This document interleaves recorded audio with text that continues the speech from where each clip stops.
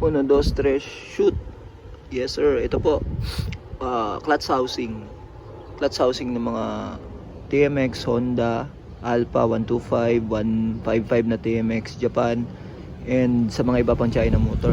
Magkakaiba sila ng range or ng teeth numbers. Merong 74, merong 70, merong 72. Diferensya po dyan ay yung kaakmaan niya or yung pinaka pinion gear, yung kabanggaan, pati yung sa ito po, pinion gear.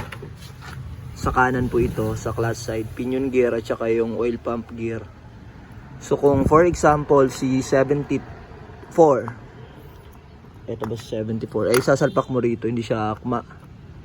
So kailangan isang set, or kung meron kayong makuha ng pang ganito, kasi ang kadalasang 74 naman ay sa mga 150cc na motor like Euro Danghari, Skygo 150. So sila yung lamang ng ngipin dito sa clutch housing. So hindi siya magagamit kung sa TMX Honda 125 or sa 155. Kasi ang magagamit mo is yung 70 lang ang ngipin ng clutch housing. So pwede yung ibang style, kung sira na talaga ang clutch housing, wasak na, papalit tayo ng gear. Pagpapalitin lang yun, kukunin yung gear sa kabila, ililipat naman dito sa kabila. So matrabaho yun kung nagpaparematche tayo sa machine shop or saan na merong nagre-rematche. So mas maganda kung merong makuha na parts sa ibang unit, or makabili kayo sa mga tropa lang o sa junk shop ng kasukat lang siya. So yun lang. May mga ganito na bibili naman, buuan, isang set, yung housing tsaka yung mga pinion gear kasama na yung oil pump gear. So may mga bilang na rin po yun, kasi mas mahal nga ngayon yung magpa machine shop ka kaysa bibili na lang ng OEM. So yun lang may bahagi ko dito sa regarding sa mga class housing sa combination ng mga ngipin nito. Thanks so much po. Oh yeah, usapang lining. Paano magkabit ng lining, no? Sa lining wala pong nababaliktad sa plate ng lining, pero may factor dito yung plate, itong bakal. Ito po. Kung sasalatin nyo po itong top, meron siyang magaspang ito sa kabila. So ipi-flip nyo lang, dito makinis, yung sa kabila rough. So ngayon, ang selection ng pagkakabit nito ay, kung gusto niyo pong makinis yung top, sunod-sunod po yan up to bottom. Kung gusto niyo yung rough naman yung sa ibabaw, ipi-flip niyo pabaliktad, ganun din po. So choice nyo na yun kung paano nyo isalpak.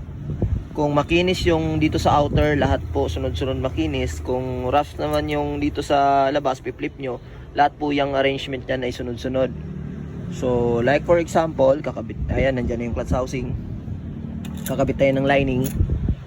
Okay, lining, wait lang, yung muna niya,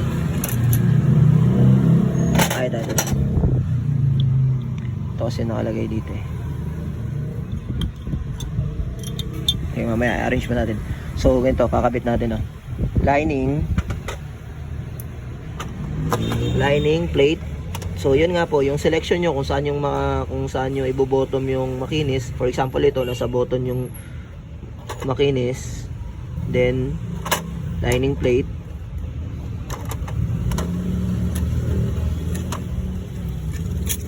metal plate.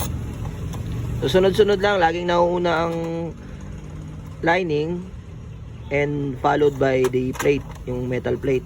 Then ito ay sa top and bottom lining, lagi pong nasa in between or gitna yung plate na metal.